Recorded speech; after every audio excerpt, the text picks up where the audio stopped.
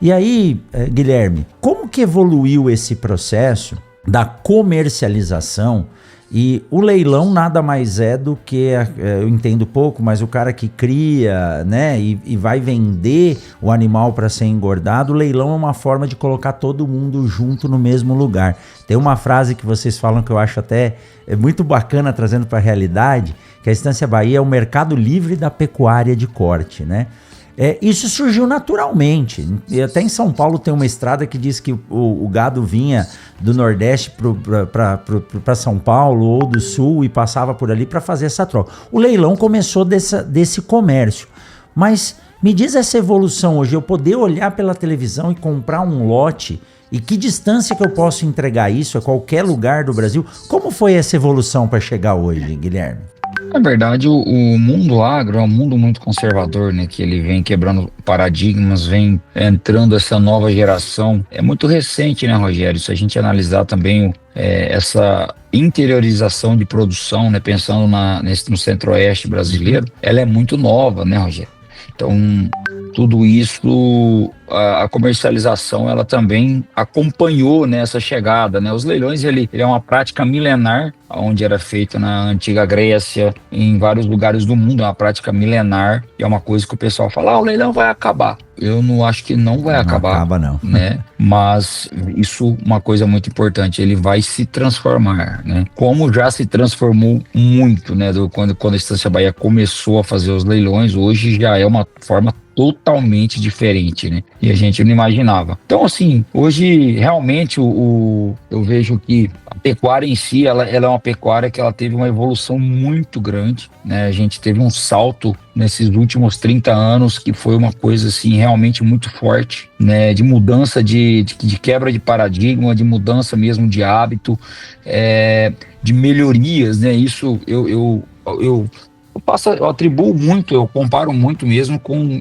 trabalho de vocês na agricultura, porque se a gente analisar, né, eu quando era criança, eu lembro que a gente ia nas lavouras lá, meu avô plantava soja e colhia 28 sacos, 30 e poucos sacos, quando fazia algo acima de 30 e poucos nossa, colheu bastante. E a gente analisa hoje que tem lavouras produzindo aí 2, 3, 4 mil hectares, produzindo próximo de 100 sacos, acima de 90, né? Então, assim, realmente é uma evolução muito forte, né? E isso tudo se deve ao material genético que foi empregado, a um trabalho científico, que os cientistas fizeram, que os melhoristas fizeram, né, em relação a sementes. E isso tudo, eu faço uma analogia muito forte com a pecuária. Porque a pecuária, ela teve uma evolução muito grande também de genética, né?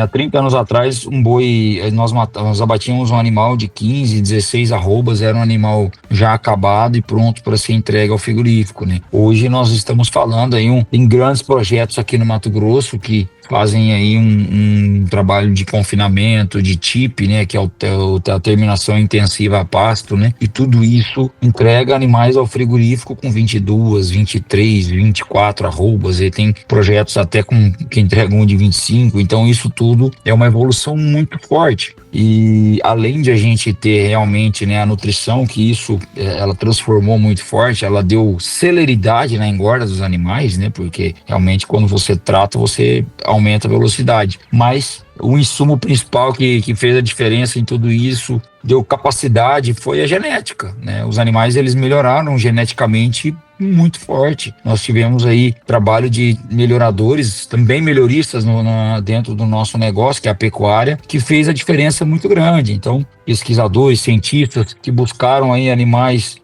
que convertessem mais comendo menos, e tudo isso foi fazendo a diferença dentro da pecuária, né? E a comercialização, ela também veio com essa evolução da genética, porque antigamente nós tínhamos os leilões presenciais e levava-se todos os animais para um lugar, né, para um recinto de leilões, era comercializado esses animais, não tinha peso, a partação dos animais era precária, tinha animais grandes com animais pequenos, tudo isso gerava um pouco de dúvida, né? Então não dava uma segurança para os compradores, né? Então hoje, se a gente analisar que os leilões eram todos assim, então você tinha que buscar embarcar os animais no recinto no outro dia de manhã, senão ele ficava sem se alimentar, porque não tinha estrutura mesmo para tratar desses animais lá no passado. E com isso foi tendo uma mudança muito grande, porque isso tudo, a sustentabilidade foi entrando dentro dos nossos negócios, né? E dentro do agro, que eu falo que a gente, infelizmente, a gente precisa se comunicar melhor, né? Que eu até parabenizei vocês pelo trabalho, mas a comunicação, ela acaba não chegando lá na ponta, né? Chegando nos consumidores, para você entender realmente o quão o agricultor e o pecuarista são responsáveis por cuidar da fauna, da flora, cuidar do meio ambiente, né? Nós cuidamos muito do meio ambiente, né? Infelizmente, nós temos algumas pessoas que eles não têm a mesma... São muito poucos, né, que fazem algo, que não fazem o que nós fazemos de verdade. A maioria esmagadora, eles cuidam do meio ambiente. E com toda essa prática, a gente foi vendo que nós precisávamos também ter essa autorresponsabilidade. A gente precisa cuidar melhor dos animais, né? E os animais, eles foram... Quando você transporta ele para um recinto de leilões, você tem uma quebra de peso, o animal emagrece, tem um risco de machucar, né? Ele está sendo transportado, é um ser vivo. O animal, ele passa por um estresse muito grande, ele fica um período de 24, talvez 36 horas sem se alimentar, ou talvez até um pouco mais, dependendo da distância da fazenda. E o estresse que ele sofre, ele pode chegar numa perda de peso de até 15%, talvez 10 a 15%, se a gente colocar num animal aí de 200 quilos, por exemplo, né? Estamos falando de 30 quilos, né? Hoje um valor de bezerro, por exemplo, hoje é em torno aí de R$14 o quilo de um bezerro. Então é uma perda realmente muito acentuada. Se você colocar, monetizar um valor desse aí, são mais de R$400 que perde na operação. Alguém vai perder esse valor, porque até esse animal recuperar, reidratar, ele perde um período de adaptação novamente na fazenda. E aí a gente começou a observar e falou assim, rapaz, vamos tentar mudar isso, né? E os leilões virtuais, as filmagens nas fazendas, eles... primeiro, a gente buscou fazer essas filmagens para facilitar esse transporte, né? Porque você não tem também um número expressivo de caminhão para fazer esses embarques. E depois essa questão da sustentabilidade, ela veio muito forte. Então foi uma coisa muito bacana, porque nós conseguimos, foi muito difícil a gente emplacar essa maneira diferente de comercializar, porque o pessoal não confiava. Tava, rapaz, esse gado tá onde? Não, mas será que o cara vai me entregar esse gado mesmo? Pois é, o vendedor, a Estância Bahia garante para você que vai ser entregue o mesmo animal. Então tudo isso foi um hábito que foi criado. Não foi fácil nem um pouco. Porém, hoje é ao contrário. Quando tem qualquer tipo de leilão, que a gente praticamente, aí vou falar para você que acho que é menos de 1% dos leilões que leva gado no recinto.